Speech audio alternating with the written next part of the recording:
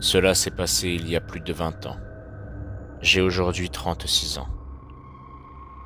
J'habitais dans un quartier de 4 bâtiments de 4 étages, où les caves, dont les portes étaient défoncées quand il y en avait, étaient comme toutes les caves, un endroit glauque et sombre.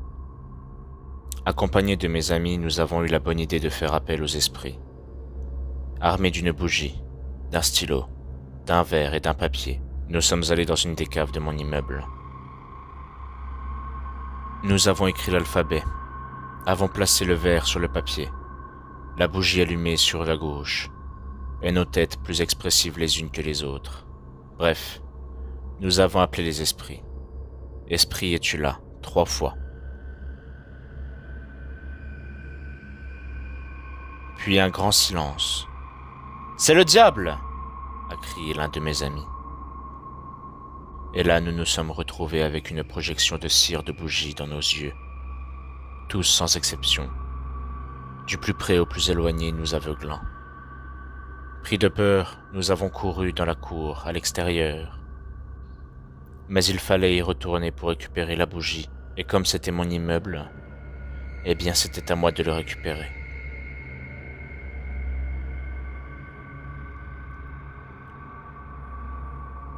De retour dans cette cave, alors que j'allais récupérer nos précieux objets, j'ai eu la stupeur de voir que la bougie n'avait pas bougé d'un centimètre, et qu'elle était toujours allumée.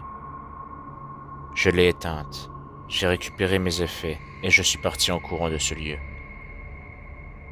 Quelques années plus tard, nous sommes partis en Tunisie dans la maison familiale.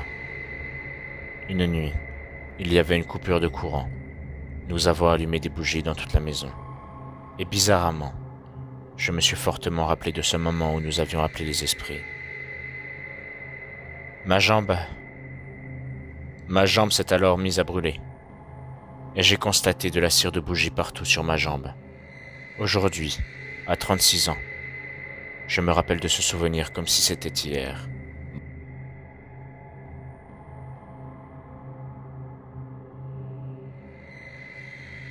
En 1991, si ma mémoire est bonne, j'étais à l'internat. J'avais 17 ans. Il devait être environ 20 heures et il faisait doux. Nous devions être au milieu du printemps, peut-être au début du mois de mai. Nous discutions entre garçons sur les marches du réfectoire où nous venions de prendre notre dîner. Nous attendions les filles dans la cour qui, elles, avaient déjà terminé de dîner depuis environ 45 minutes. Tout à coup, nous avons entendu des cris de panique venant des chambres des côtés des filles. Elles sont arrivées un instant plus tard, en nous expliquant que le Ouija qu'elles avaient en chambre leur avait dit au bout de 5 minutes de pratique. Je suis. Elles ne l'ont pas laissé terminer, car prises de frayeur, elles ont voulu ranger la boîte. Mais les 2 petites tables qu'elles avaient collées l'une à côté de l'autre pour en faire une plus grande, ont commencé à se séparer, avec une grande force, sans qu'elles ne parviennent à les remettre ensemble. Prises de panique, elles ont jeté le Ouija par la fenêtre, qui était ouverte, et les tables se sont arrêtées de bouger. Lorsqu'elles sont arrivées vers nous, nous avons pu voir la panique et la terreur dans leurs yeux. Nous savions qu'elles ne mentaient pas. Aujourd'hui, je suis toujours en contact avec l'une d'elles qui raconte toujours son histoire quand on lui demande. C'est une personne digne de confiance, je la crois. Voilà, il n'y a rien de plus à dire. Ça s'est passé en quelques minutes. Il n'y a eu aucune séquelle, aucun bruit plus tard, ni dans la nuit quand elles ont regagné leur chambre. C'est une histoire vraie, toute simple et sans artifice, mais je vous donne ma parole d'honneur que je l'ai vécue.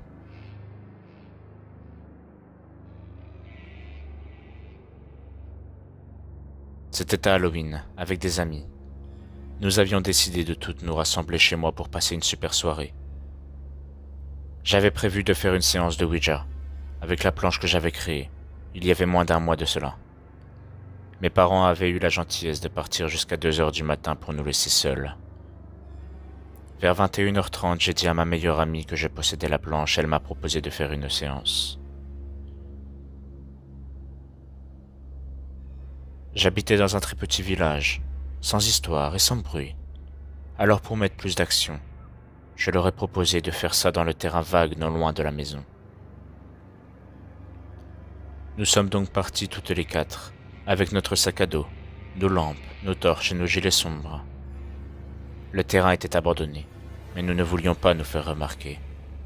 Nous nous sommes assis au loin du lampadaire qui éclairait la route. Puis nous avons allumé la petite bougie que nous avions emmenée et avons commencé la séance. Environ 10 minutes plus tard, alors que mes amis souhaitaient déjà arrêter, la goutte s'est mise à bouger. Nous communiquions avec un esprit. Je n'ai presque rien pu apprendre de lui car une de mes amies se sentait mal. Nous avons dû clore la séance rapidement. Alors maintenant je me demande comment tout cela se serait passé si j'avais arrêté correctement la séance. Sur la route du retour, mon amie se sentait de plus en plus mal. Elle avait des bouffées de chaleur et ne cessait de se retourner pour regarder dans l'obscurité. Elle pensait sincèrement qu'on était suivis. Elle semblait paniquée, et elle ne me rassurait vraiment pas. J'ai vraiment cru qu'elle voulait nous faire peur. Je lui ai même crié d'arrêter. Une fois arrivé chez moi, je venais à peine de rentrer que la lumière qui se trouvait un peu plus loin dans l'entrée s'est allumée. Je n'ai pas voulu pas céder à la panique, et j'ai rassuré mes amis. Nous nous sommes simplement rassis sur le canapé. Il restait encore beaucoup de temps avant le retour de mes parents. Nous parlions de la séance depuis au moins 5 minutes quand la porte du salon qui menait à la cuisine a claqué violemment. J'ai même cru que quelque chose s'était cassé. Puis les livres posés sur mon étagère sont tombés un à un. Nous étions terrifiés. Et c'est uniquement quand nous sommes sortis dehors que tout s'est arrêté. Nous n'avons pas réussi à dormir. Nous avons regardé silencieusement la télé, encore choqués de ce qui venait de se produire. Mon ami se sentait mieux. Je n'ai jamais parlé de cela à mes parents. Une semaine plus tard, j'ai brûlé la planche.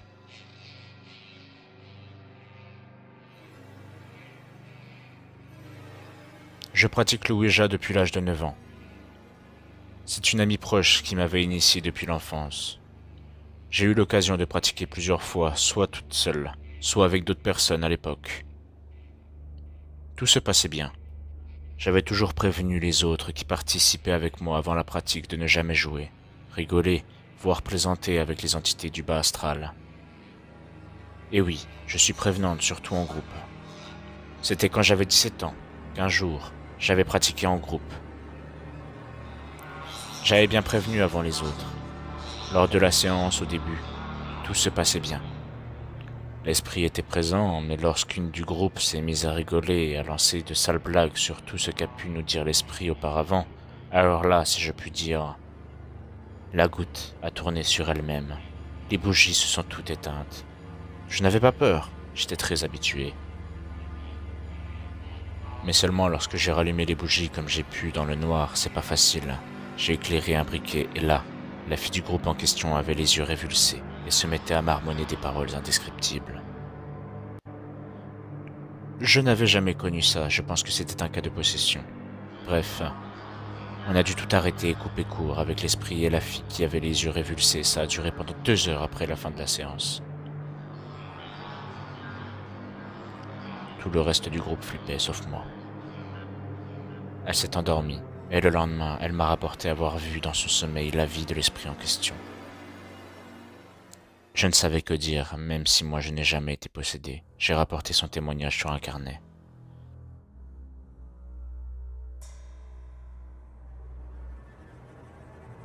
La tragique histoire de Carol Sue Hellwaker. Vivant en Oklahoma, Carol Sue Hellwaker n'avait aucun casier judiciaire et aucun antécédent de problèmes psychiatriques. Mais durant une sombre nuit de février 2001, elle a tué son gendre Brian Roach. Carol a affirmé qu'elle avait utilisé une planche de Ouija qui lui aurait envoyé un message de l'au-delà, expliquant que le mari de sa fille était possédé par l'esprit maléfique et qu'il devait être tué. Après l'avoir poignardé à mort durant son sommeil, Carol a offert son propre sang. Elle a enfermé sa fille et sa petite fille dans sa voiture afin de les tuer dans un accident. Heureusement, personne n'est mort. Mais Carol a eu les 2 chevilles cassées, ce qui ne l'a pas empêché de s'enfuir nue dans les bois. Elle a affirmé que l'esprit maléfique qui était en Brian l'avait possédé après sa mort. Elle a ensuite été déclarée folle, et elle est aujourd'hui connue comme la tueuse au Ouija d'Oklahoma.